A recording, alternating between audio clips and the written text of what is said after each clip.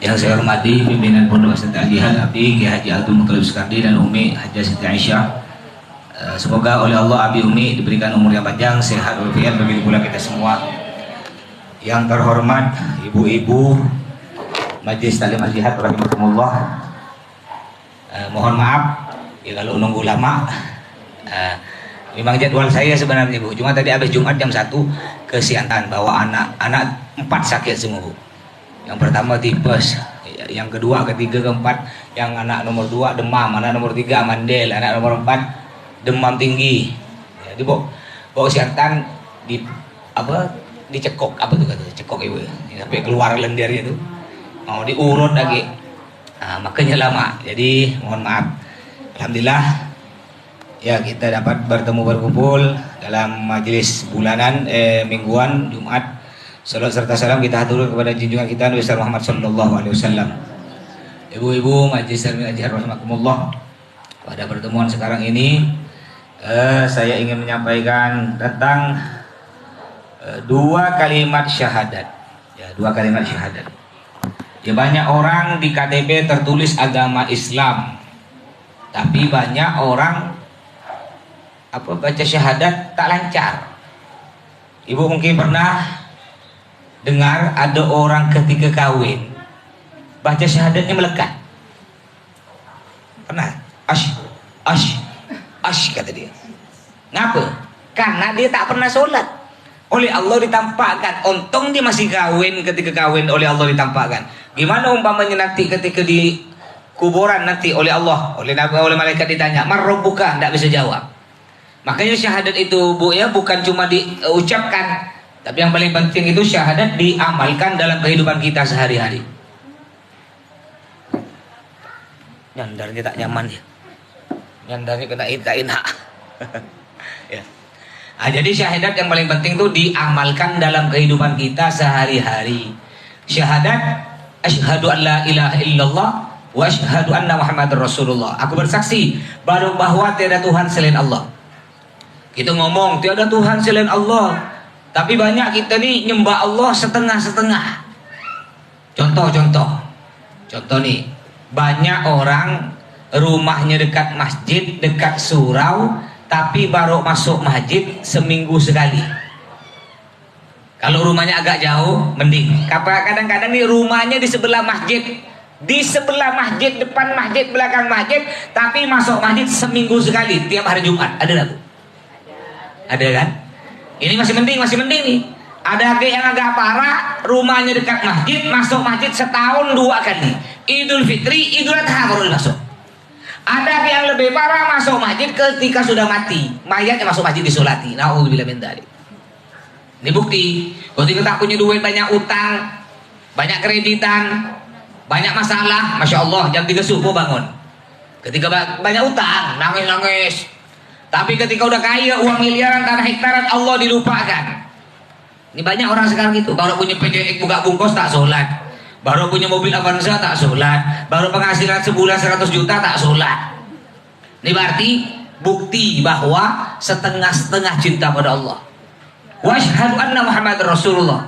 Dan aku bersaksi bahwa Nabi Muhammad adalah utusan Allah. Kalau betul-betul kita bersaksi bahwa Nabi Muhammad adalah utusan Allah, buktikan persaksian kita dengan apa? Dengan mengikuti sunnah Nabi. Ini nanti ibu beritahu suami ibu ya.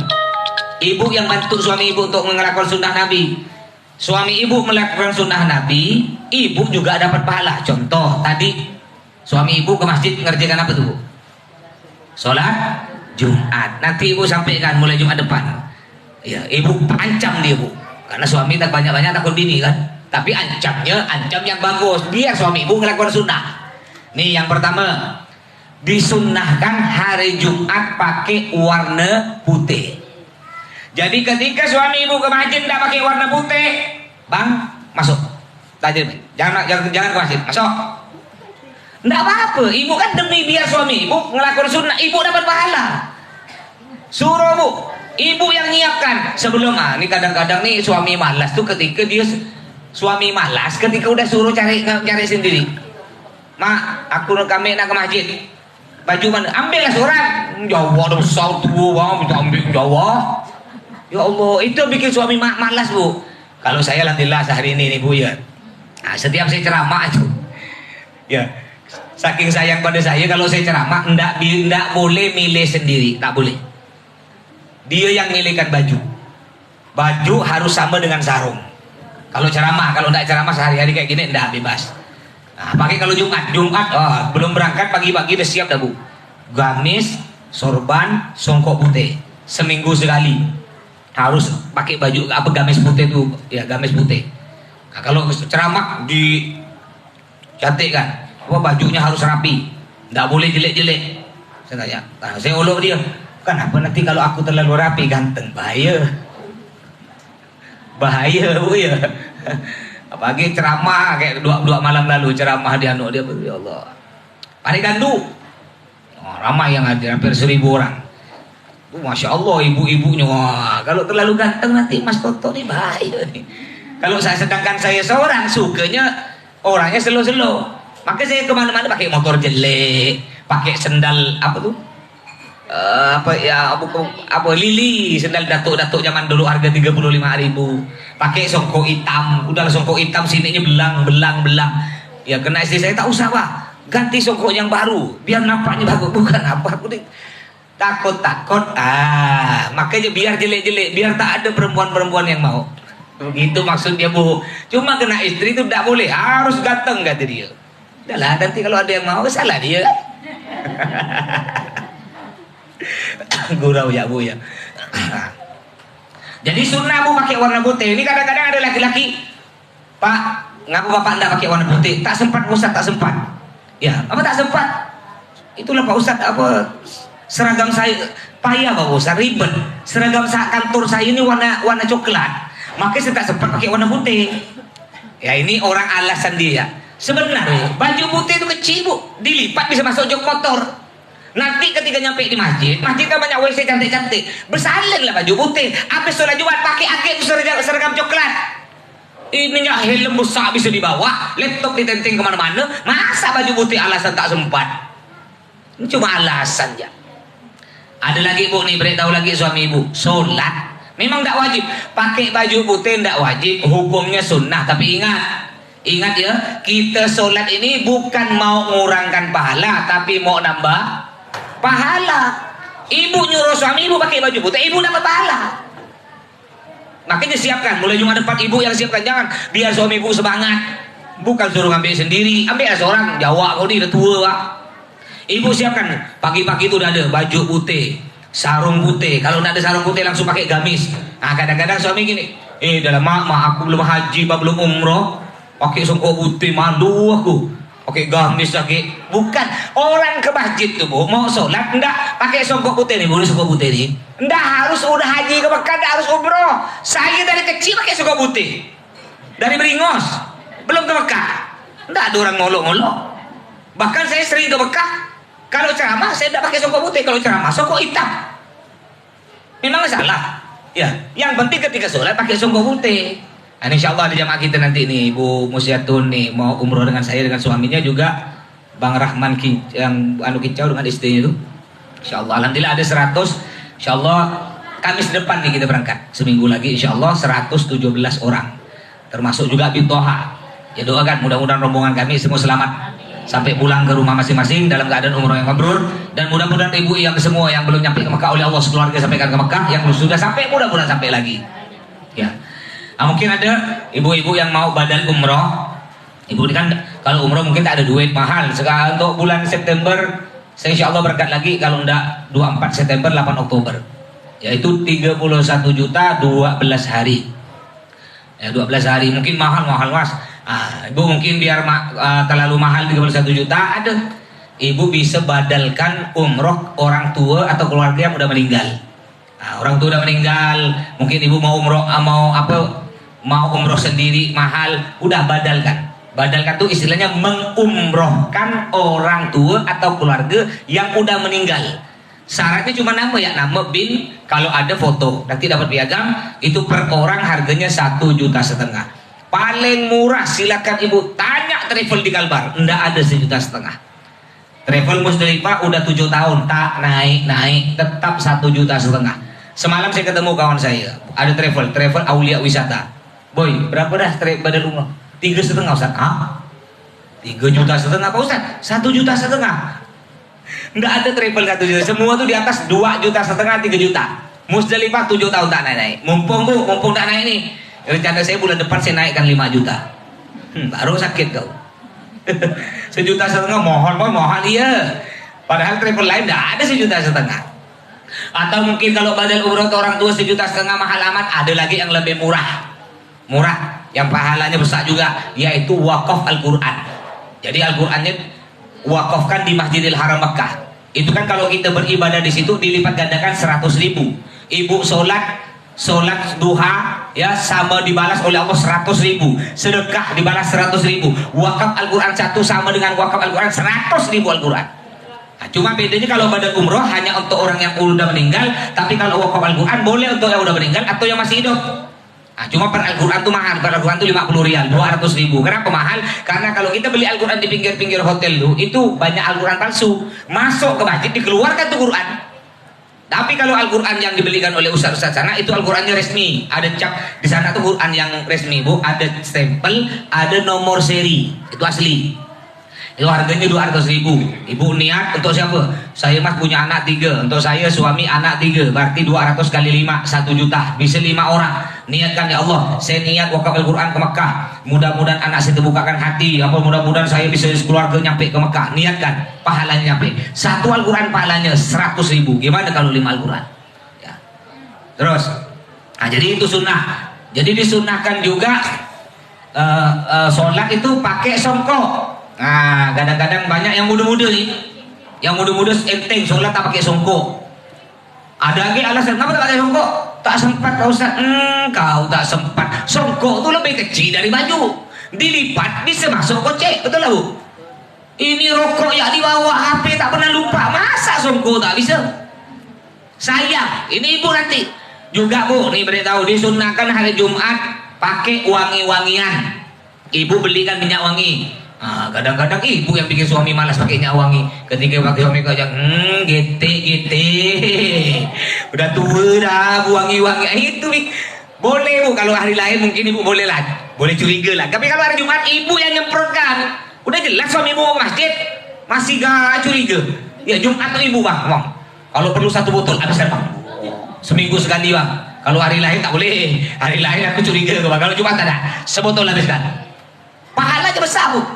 Ya, juga disunahkan pakai siwak. Nah, siwak ada di rumah. Nih siwak, kalau siwak bukan cuma sholat Jumat, 5 waktu. Ibu pun sama laki-laki perempuan beli siwak. Siwak tuh murah, sebutir 10.000. Ibu yang belikan 2 butir nanti untuk ibu untuk suami. Masa rokok 20.000 mampu? Itu 1 hari. Siwak sebutir 20 tahun tak habis, yang penting tak hilang. Paling giginya habis. Jadi pakai siwak Bu, faedahnya ada kitab karangan guru saya, karangan Habib Salim Syatiri. 70 faedah orang pakai siwak. Di antaranya orang yang rajin pakai siwak giginya kuat. Yang pertama. Yang kedua, oleh Allah dilindungi dari penyakit kanker mulut. Jarang sariawan. Tapi dengan syarat istiqomah 5 waktu pakai siwak. Sebelum tidur pakai siwak, bangun tidur pakai siwak. Ya mau ngomong pakai siwak, mulut tak nyaman pakai siwak. Ini dijauhkan dari penyakit kanker mulut termasuk sariawan. Mungkin ibu dulu sering ada kan biasa kan? Ada orang dulu sariawan terus sembuh seminggu sariawan. Kita kadang-kadang 5 butir. Ngapa? Berarti jarang pakai siwak. Coba praktikkan. Walaupun sariawan kena tapi jarang Bu. Walaupun kena tidak sebanyak dulu. Praktikkan kalau tidak jaya. Siwak. Juga orang yang pakai siwak Bu ini terbesar nih, terbesar. Ya, juga diamankan dari penyakit buta. Juga orang yang rajin pakai siwak ini yang paling penting, ketika dicabut nyawa tidak sakit. Nah ini ngeri, kita semua pasti mati Bu, pasti mati. Ibu ingin tahu rasa sakit dicabut nyawa? Nabi Idris mohon pada Allah, ya Allah tolong cabut nyawa saya nanti balikkan lagi. Saya ingin ngerasa kayak apa sakit cabut nyawa. Kata Allah sakit Idris, tidak apa-apa ya Allah, saya ingin ngerasa. Oke? Allah manggil malaikat pencabut nyawa, malaikat Israel. Israel cabut nyawa Idris. Allah cabut nyawa Nabi Idris dengan pelan-pelan. Kenapa? Karena ini seorang Nabi tak punya dosa. Ketika Nabi Idris meninggal, Allah balikkan lagi nyawanya. Hidup Nabi Idris. Allah bertanya pada Nabi Idris, Idris seperti apa rasa sakit dicabut nyawa? Sebenarnya Allah udah tahu, udah perlu nanya. Kenapa itu Allah masih bertanya? Untuk contoh bagi kita semua nih. Jawaban Nabi Idris. Idris, seperti apa rasa sakit cabut nyawa? Ya Allah, rasa sakit cabut nyawa kalau ibu nak ngerasa nanti balik ke rumah, jangan masuk kamar, masuk dapur. Ibu pergi ke dapur, ambil pisau paling tajam. Kalau tidak ada pisau paling tajam, ambil silet atau pisau simpan di sini, Bu. Tekan kuat-kuat, tarik sekuat-kuatnya, seret gitu. Ini baru dengar cerita ya udah dengar cerita, udah tekan tarik sekuat-kuatnya, seret. Itu kan terkelupas bukan? Aku lihat itu, Bu, tarik terus sampai ke kaki. Seperti itu rasa sakit dicabut nyawa. Ini Nabi Idris yang tak punya dosa. Bagaimana dengan kita? Tapi orang yang rajin pakai siwak, apalagi sholat 5 waktu pakai siwak, dia nanti ketika dicabut nyawa tidak terasa. Ya enggak payah pakai siwak, simpan di gocek, ya atau simpan di dompet. Ibu kan bedak tak pernah ketinggalan kemana-mana, bedak di bawah, gincu di bawah kan, gincu, nah anggaplah gincu, kan sama. Pakai siwak kan sama dengan pakai gincu, cuma bedanya kalau gincu di bibir, siwak di gigi. Ini sunnah, Bu. Suami ibu nanti belikan siwak. Juga disunahkan hari Jumat. Hari Jumat disunahkan datang awal-awal. Suami ibu tuh usir dulu. Kalau udah jam 10 dia masih di rumah nonton TV, usir, bang cepat bang, kau wajib bang. Pakal aku perempuan. Kalau aku laki-laki bang, jam habis sholat subuh aku wajib bang. Cepat. Ibu yang marah kan banyak kan suami ini kan kalau ke istri ada istri ngomel-ngomel dia tak risau dia. Pokoknya ibu gimana ngomel biar dia tak betah ke rumah, cepat berangkat ke masjid. Jangan lupa bilang bang Jumat bang mandi. Mandi, Bu, ya. Dan disunnahkan, ini khusus suami istri, disunnahkan hari Jumat ya suami istri berhubungan dulu. Ini sunnah. Kalau tak punya suami mas, udahlah puasa ya. Nanti udah itu mandinya niat, mandi sunnah Jumat, nawaitul ghusla liyaumil Jumat sunnatan lillahi ta'ala. Niat saya mandi hari Jumat sunnah karena Allah Subhanahu wa taala. Mandi besar baru masjid. Jadi dianjurkan ke masjid itu, Bu. Suami ibu beritahu, masjid datang awal-awal. Kalau ibu tak punya suami, anak yang laki-laki itu beritahu, usir cepat kau berangkat. Ibu juga dapat pahala. Orang yang Jumat datang ke masjid awal-awal kurang lebih jam 10 atau setengah 11, pahalanya sama dengan dapat unta. Yang datang selanjutnya dapat sapi, datang selanjutnya dapat kambing, yang datang selanjutnya dapat ayam, yang datang selanjutnya dapat telur ayam, masih ada yang lagi dapat tai ayam. Itu yang dapat tai ayam terlambat tuh. Masjid Abu Bakar baru pergi, tai ayam lu. Ya. Juga, Bu, disunnahkan. Bukan cuma sholat Jumat, sholat 5 waktu disunnahkan memperebutkan saf awal. Kebanyakan kan hari Jumat orang bukan berebut saf awal, berebut saf belakang, saf luar. Padahal disunnahkan dulu saf awal. Ibu beritahu sama ibu, bang, abang nanti saf awal. Kita enak abang saf awal itu banyak ustad. Kan ada lah bang, siapa yang duduk depan tak mungkin diusir. Yang penting saf awal siapa duduk? Masjid Al-Haram. Siapa yang duduk saf depan? Ya udah nggak mungkin diusir. Nggak pernah diusir. Ini khusus ustad yang bukan ustad mundur, tak pernah. Siapa dia duduk depan? Udah rezeki dia. Ibu nanti karena ibu nyuruh, kalau diikuti oleh suami ibu juga dapat pahala. Sedangkan orang sekarang banyak padahal saf depan masih kosong, dia rebut saf belakang, paling belakang sekali. Ya.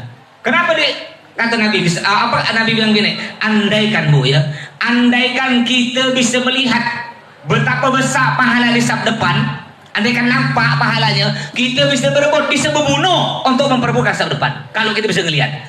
Tapi ngapa kita santai-santai? Karena kita tak bisa ngelihat, mata kita ketutup dengan dosa kita. Terus kalau ibu-ibu saf depannya mana, Bu? Kan kalau sholat di masjid, bapak-bapak di depan, ibu kan di belakang. Saf depan ibu yang mana? Tak mungkin ibu saf depan di belakang imam. Bapak-bapak, ibu juga punya saf depan. Di mana saf depan ibu? Ya di batas pertama itulah. Bagi perempuan itu saf depan ibu. Kan ada saf laki-laki kan nanti baru diberi satir kan penutup tuh. Nanti kan ibu ada saf-saf tuh. Saf depan ibu itulah di saf depan bagi perempuan. Rebut tuh. Jangan malah rebut di belakang. Ini amalan sunnah-sunnah ini yang perlu diberitahu kepada suami ibu. Ya, mudah-mudahan bisa ngamalkan semua. Baik, sedikit materi. Siapa mungkin ada pertanyaan, silakan. Kita baru beri pertanyaan banyak-banyak aja.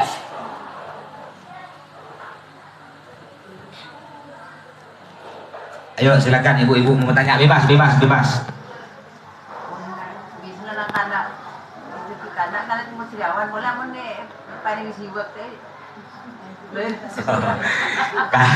Kata beliau, biasa anak kecil kan ceriawan. Lalu kita beri siwak, mungkin sembuh kali. Berarti mati pakai siwaknya untuk nyembuhkan sariawan, bukan untuk sholat berarti. Kalau anak kecil ya gimana enggak, wallahu a'lam kan cuma tuh jadi gini Bu, disebabkan kita sering pakai siwak 5 waktu sholat terutama, akhirnya barokahnya bisa oleh Allah dijauhi dari penyakit itu, walaupun kena enggak separah dulu itu. Nah, anak kecil pun bisa, yang penting dia istiqomah. Ibu punya cucu udah pandai sholat kan, ngaji, beri siwak, beri tahu. Kau aku baru dengar dari Mas Toto nih, kau pikal sariawan terus, mulut kau hancur terus tuh, kau pingin kita ada tiap sholat kau pakai nih. Ibu belikan di pasar banyak 10.000. Ya atau titip ke saya. Kalau titip saya naik harga 1 butir 1 juta, tiket mahal. Beli sampai 2 Pak. 50 kan? Kalau di Mekah tuh Bu 10 rial. 10 rial biasanya 50.000, isinya 30 butir. Cuma kecil-kecil. Ada paling kena angin patah. Nah kalau yang bagus tuh kurang lebih 10.000 duit Indonesia, 10.000 itu yang bagus. Ada yang lebih bagus lagi yang masih ada getah-getahnya tuh. Itu kalau duit kita bisa sampai 25.000, yang paling bagus, panjang segini, besar segini. Ya. Itu siwak. Sunnah pakai siwak. Nah, bukan apa kita semua pasti mati, sakit dicabut nyawa. Nah, ibu terasa nanti ketika. Tapi kalau rajin pakai siwak, dicabut nyawa tak sakit. Murah 10.000 di pasar. Nih, kalau mau beli di kantor ada. Kantor Musdalifah Tabrani Ahmad ada.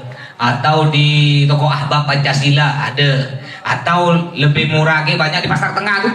Sudirman, toko-toko Arab-Arab tuh. Wah, banyak tuh. Banyak ada 10.000, 15.000, 20.000, ada model pulpen dikait gini cantik. Beli. Itu selama anda hilang Bu ya. Yang penting enggak hilang sampai ibu meninggal kan tak ada hancur tuh. Si waktu kuat si waktu. Tapi si waktu Bu nanti dari pakai dapat 1 hari pakai kan dari pagi sampai malam, besok cuci Bu. Kalau ibu tak cuci cium lah bau. Ya Allah bau. Cuci. Kalau perlu tiap sholat tuh cuci. Karena bau tuh ya. Nah, baik, pertanyaan bagus. Ada lagi? Silakan. Kemarin saya sholat bapak datang.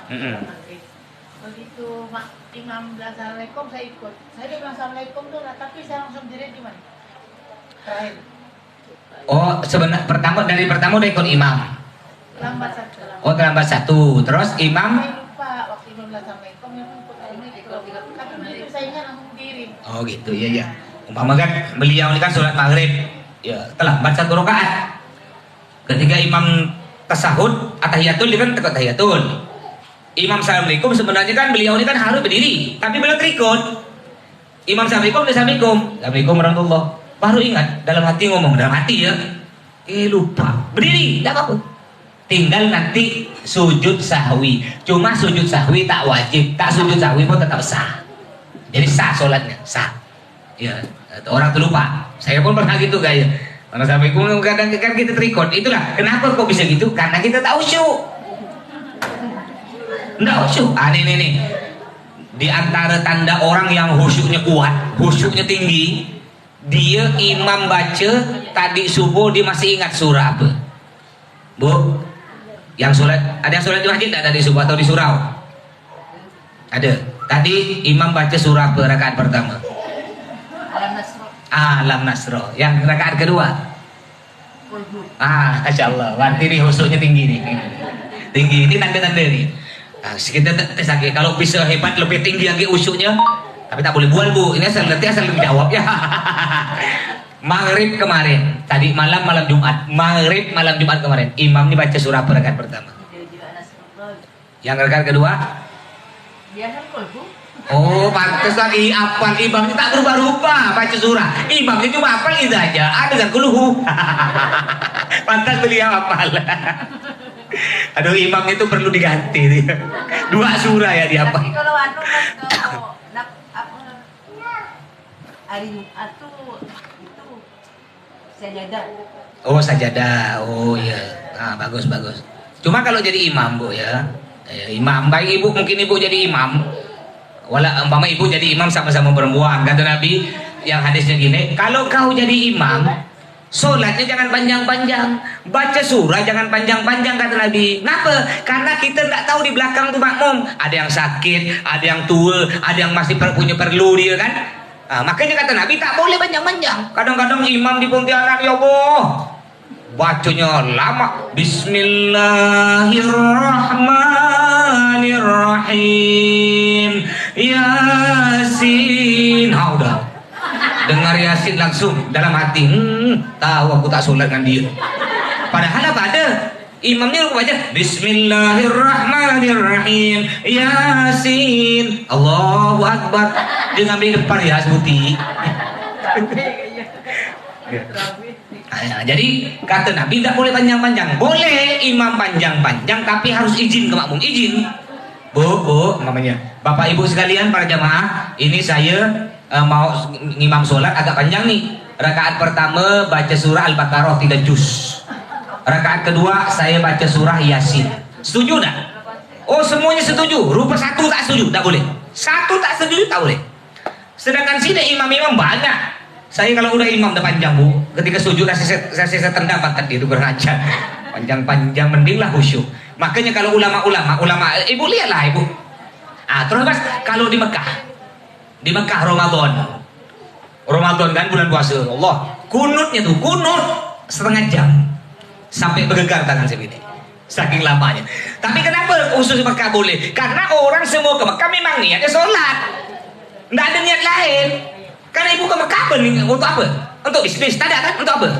Untuk ibadah. Semua orang tuh yang niat ibadah. Malah suka. Coba ibu bapak nyampe ke Mekah, suka imam surah Qul Huwa yang panjang. Panjang. Kalau cuma Qul imam Bismillahirrahmanirrahim Qul Huwallahu ahad Allahu samad lam yalid wa lam yulad wa lam yakul lahu kufuwan ahad. 2 menit dah selesai sholat. Tak enak kan kalau di Mekah? Tambah panjang kita tambah suka, tambah nikmat. Apa? Tempatnya itu mendukung. Beda dengan Mekah. Ini Pontianak mau ikut-ikut imam membaca berbuih-buih dia. Makmum belakang bergegar. Ya. Nah, jadi kalau kita jadi imam kata Nabi harus tahu makmum. Kayak di pondok. Di pondok enggak apa-apa sholat baca surah panjang-panjang, enggak apa-apa. Karena santri semua memang kerjanya ibadah. Enggak apa-apa di pondok. Saya mau baca Yasin enggak apa-apa. Santri memang enggak suka malah pondok memang kerja di ibadah dan tiap hari. Enggak ada santri mau keburu kemana, enggak ada yang tua lagi kan. Ya, yang sakit pun tak sholat berjamaah, yang sakit sholat di kamar sakit. Jadi yang memang udah untuk ibadah enggak apa-apa. Tapi kalau untuk orang umum, Masjid Al Khairat namanya, saya imam, saya rakaat pertama baca surah Yasin, kedua baca surah Rahman. Merengut ibu ya. Ini saya lama sikit ya sholat, dah mulai ya. Baik, ada lagi silakan. Yang di belakang. Ya enggak usah malu, Terus. Saya sholat sama suami mas. Rakaat kedua itu lupa baca tahiyat. Jadi suami di rakaat ketiga baca tahiyat. Sholat apa nih? Zuhur. Rakaat ketiga baca tahiyat. Minimal kan dikirain rakaat keempat itu rakaat ketiga gitu sama dia. Berarti baru rakaat kelima di tasyahud terakhir. Jadi kelima naik lagi gitu di sana. Gimana itu cara? Ya jadi beliau ini sholat dengan suaminya. Sholat duhur kan 4. Rakaat kedua suaminya tak tasyahud. Dia pun tak ikut kah? Bingung juga kan suami tak tasyahud. Rakaat ketiga suami tasyahud awal. Dikira suami itu rakaat kedua. Sedangkan istri baru sadar itu rakaat ketiga. Rakaat keempat suaminya tak tasyahud karena dikira rakaat ketiga. Baru rakaat kelima tasyahud kedua. Gimana namanya lupa? Enggak apa-apa sah. Cuma kalau ingat disunnahkan sujud sahwi, sunnah. Kalau enggak mau sujud sahwi enggak apa-apa. Jadi intinya gini bu, kalau kita sholatnya lebih lupa enggak batal. Sholat duhur 4 rakaat kita lupa sampai 100. Umpama ya Allahu Akbar was-was kan. Ya udah at-tahiyatul perasaan kita ini masih baru 2 berdiri lagi. Baru rakaat 100 baru kita ingat. Enggak batal. Jadi kalau kita sholat lebih selama itu lupa ya, tak sadar lupa enggak batal. Tapi kalau kurang kita sholat nih, umpamanya isya kan 4 rakaat. Kita sholat cuma 3. Kita yakin bahwa itu 4. Assalamualaikum warahmatullahi. Rupanya makmum belakang.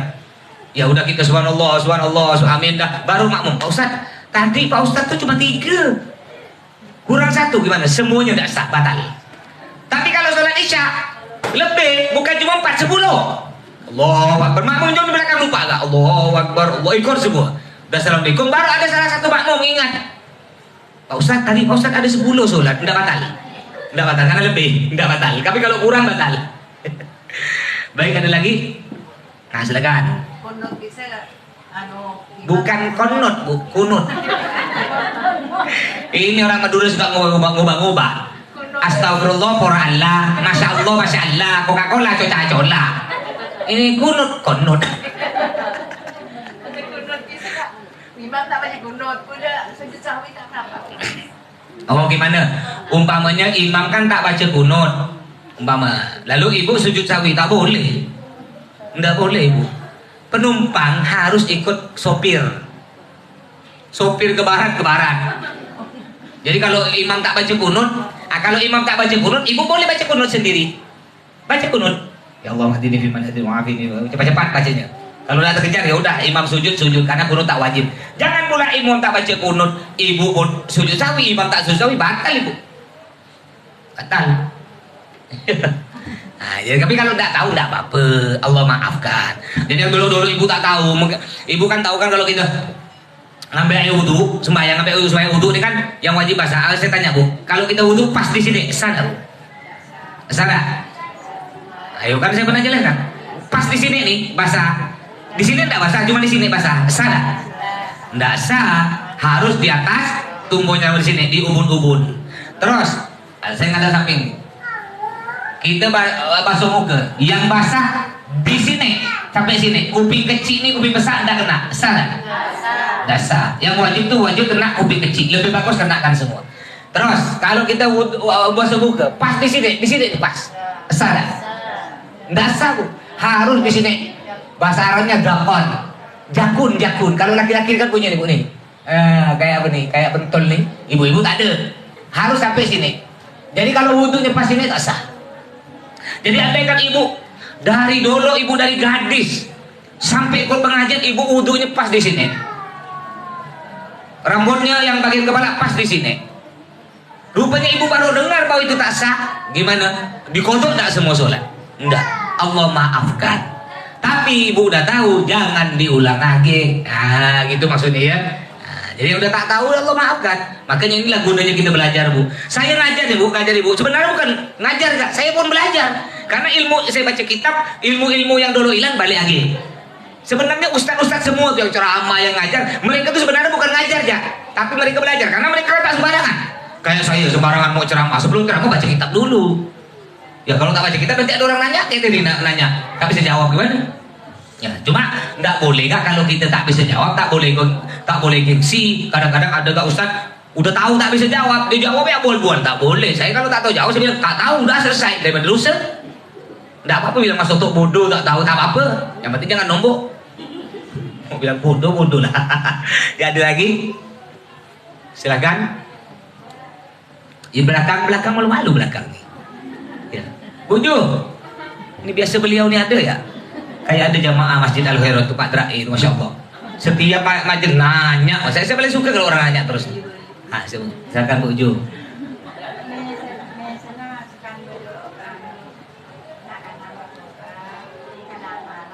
Nak apa? Narkoba. Oke.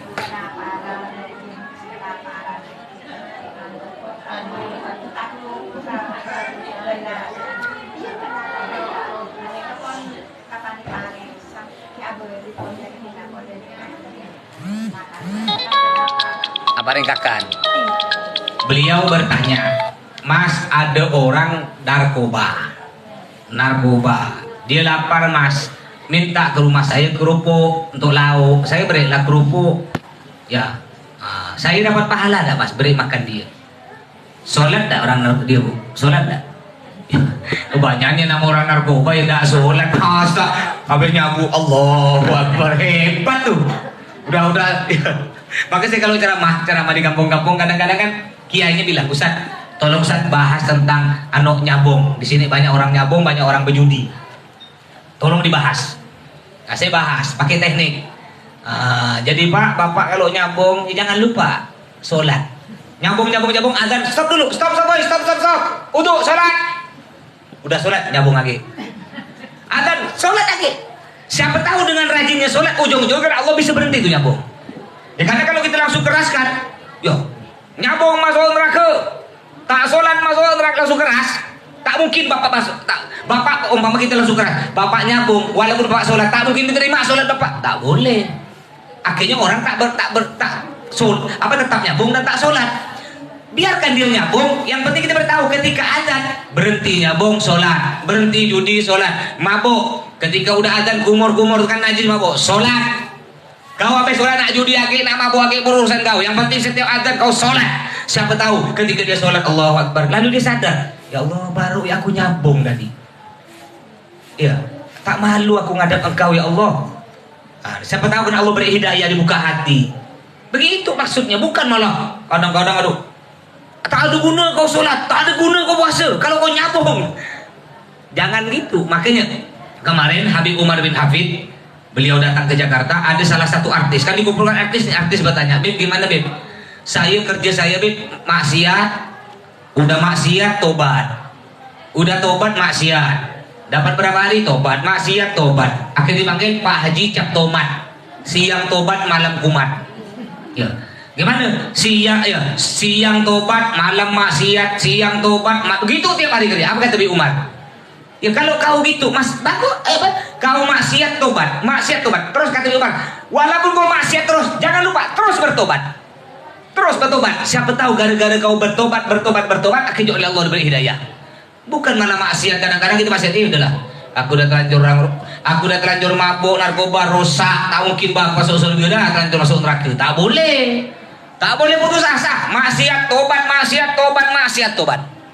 Bojo nanya, ada orang pecandu narkoba, minta lauk kerupuk ke beliau, sambal diberi, apakah dapat pahala? Bu, dalam kitab Safinah Tuh Najah ada beberapa hewan yang tidak mulia. Kalau dia datang ke rumah minta minum nak mati, jangan beri, biarkan dia mati. Siapa di antaranya? Orang yang tak sholat. Ini orang yang tak sholat ini termasuk hewan yang tak mulia. Mungkin Nabi pernah nyampaikan ada dalam kitab Safinah. Nabi kan bisa baca Safinah. Ya, orang yang tak sholat itu dianggap hewan tak mulia. Walaupun dia lapar, haus, jangan beri, biarkan mati biarkan. Yang kedua, siapa hewan yang tidak mulia? Walaupun haus lapar, biarkan, jangan beri sampai mati, biarkan. Yaitu zina muhson. Apa zina muhson itu?